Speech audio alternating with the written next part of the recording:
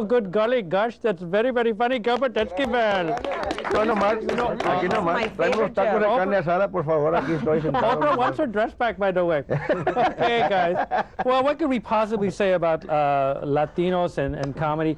I want to know, guys, right now the comedy scene, you know, Latinos have been trying to break into TV and all that stuff. Do you think that we're getting the opportunities we should be getting so far as comedy in the clubs? Are you getting the respect? See what you just said? You just said Latinos are trying to break into... See, we're always trying to break into something. What's up with that? Why can't we just... set up? Anybody have at it? It's really a multiple choice here.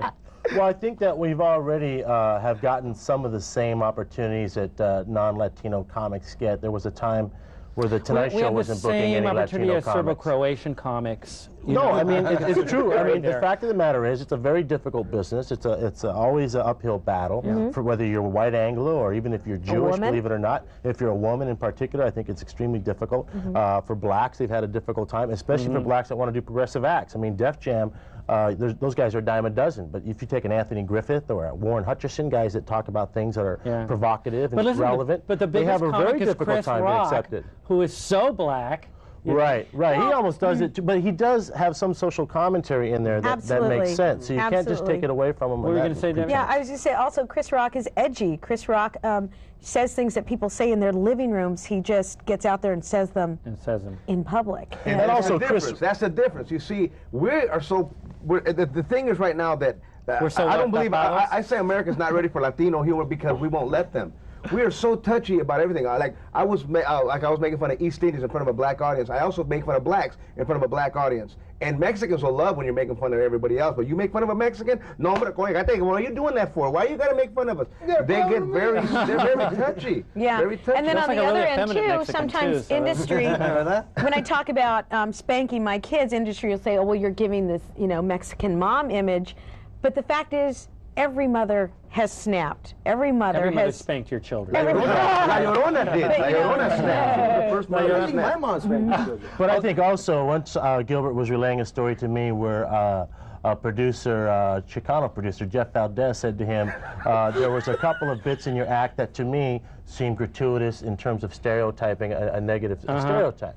And he said, but those were truth-based things. And he was talking about how he had family, that his family was so big, there was members he hasn't even met yet. Okay. And so he thought that was stereotyping, but actually it's not. It was a true experience, and I've also had that experience where I've met cousins. I didn't know they were my cousins, but sometimes they get hypersensitive and they start to manipulate a situation and almost make it stereotypical when in fact that was not the intent at all. So we don't always have the same creative license. While we got you right now, let's take the B-roll and let's look at, you were on Conan O'Brien here. Right. Let's take a look at a little bit of the work of Gene Pompa here. The comedy of Gene Pompa. And this is like a mainstream show. The comedy stylings of Gene I think we should roll the tape. Please. I want to trade places with somebody.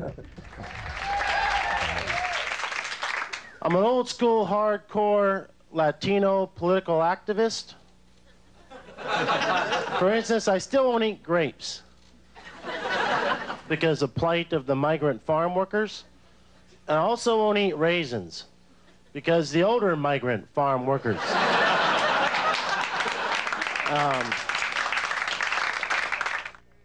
That was great.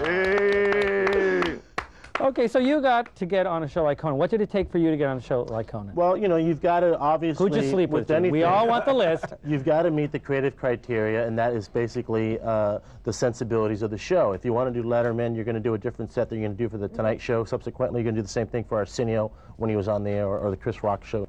And so once I realized that the majority of my material for Conan O'Brien had to be above the belt material, meaning the least amount of sexual innuendo, then I made some adjustments in my act and made sure there was only a couple of bits that had sexual innuendo. And so then they greenlighted me to the show. I want to bring up something like Chris Rock, or have you guys ever seen Jackie Mason? I mean, these are people who are ethnic comics, and that's like their statement.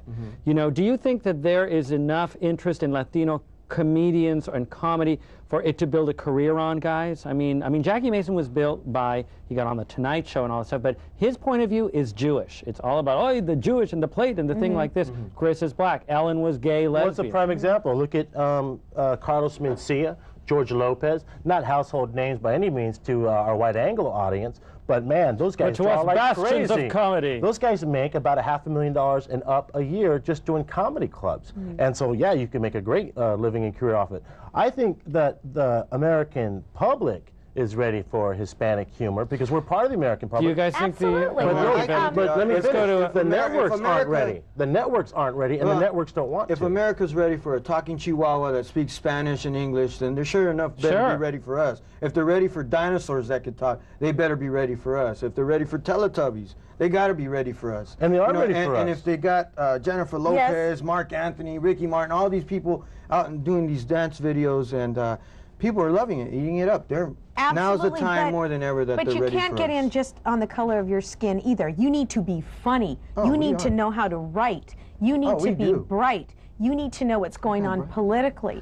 You need to be able to make statements. You need to be articulate. It can't just be because I'm Mexican, so I got my slot. Absolutely, that's being expected to go along. Have the talent. And I think Gilbert deserves a show of his own. I think George, what's the other guy's name?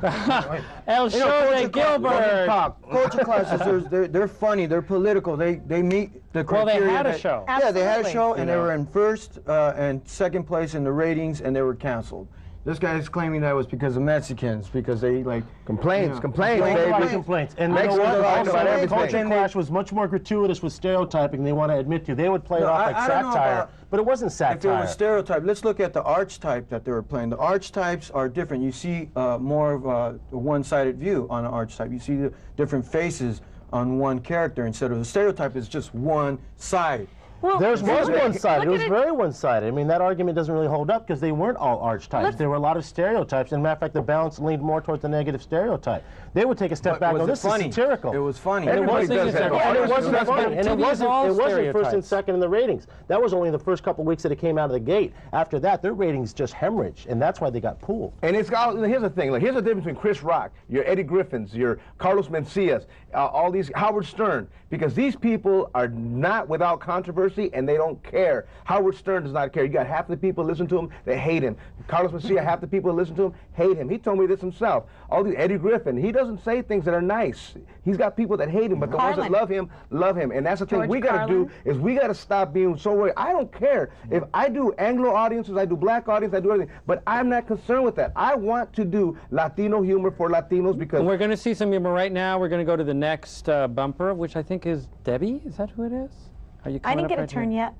Well, you're coming up, darling. I get scared because all these white people are just staring at us, you know? And then I made the mistake of saying, well, I'm from La Puente. Orale, Bowen Park!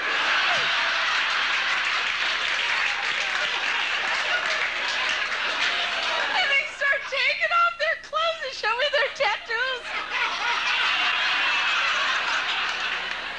I'm like, I'll never get a show, Mexicans! We'll never do the crossover thing if you keep this up.